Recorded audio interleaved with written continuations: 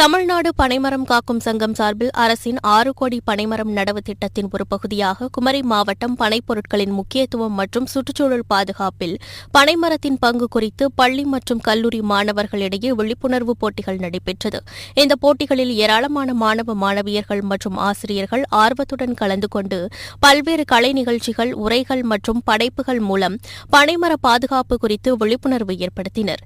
இதில் கலந்து கொண்ட தலைமை ஆசிரியர்கள் மற்றும் மாணவர்களை கௌரவிக்கும் விதமாக பாராட்டு விழா குழித்துறை ஸ்ரீ தேவிகுமாரி மகளிர் கல்லூரி வளாகத்தில் நடைபெற்றது.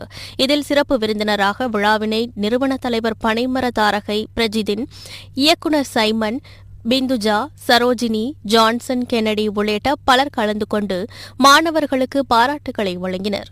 பனைமரம் காக்கும் பாதுகாப்பு இயக்கம் கன்னியாகுமரி மாவட்டம். நம்ம இன்னைக்கு என்னன்னு சொன்னா, தமிழக அரசின் 6 கோடி பனை விதை நடவு திட்டம் நம்ம குமரி மாவட்டம் முழுவதும் ஒருங்கிணைப்பாளராக நம்ம தமிழ்நாடு பனைமரம் காக்கும் பாதுகாப்பு இயக்கம் நிறுவன தலைவர் தலைமையில இந்த டீம் செயல்பட்டது. அதோட ரிலேட்டடா பிள்ளைங்களுக்கு பனை பொருட்களை முக்கியத்துவத்தை தெரிந்து கொள்ள வேண்டும், இன்னும் அவங்க அதை குறித்து செயல்பாடுகளை அவங்க என்னது தெரிந்து கொள்ள முயற்சிக்க வேண்டும் என்கிற நோக்கத்தோடு நம்ம பள்ளி கல்லூரி மாணவர்களிடையே விழிப்புணர்வு போட்டிகள் நடத்தினோம். அந்த விழிப்புணர்வு போட்டிகளை மாணவர்கள் மிக சிறப்புடன் நமக்கு அநேகமாக ஆர்டிகிள்ஸ் தலைமை ஆசிரியர்கள் இணைந்து நமக்கு சமர்ப்பித்தார்கள். இது நமக்கு பெருமைக்குரியதே.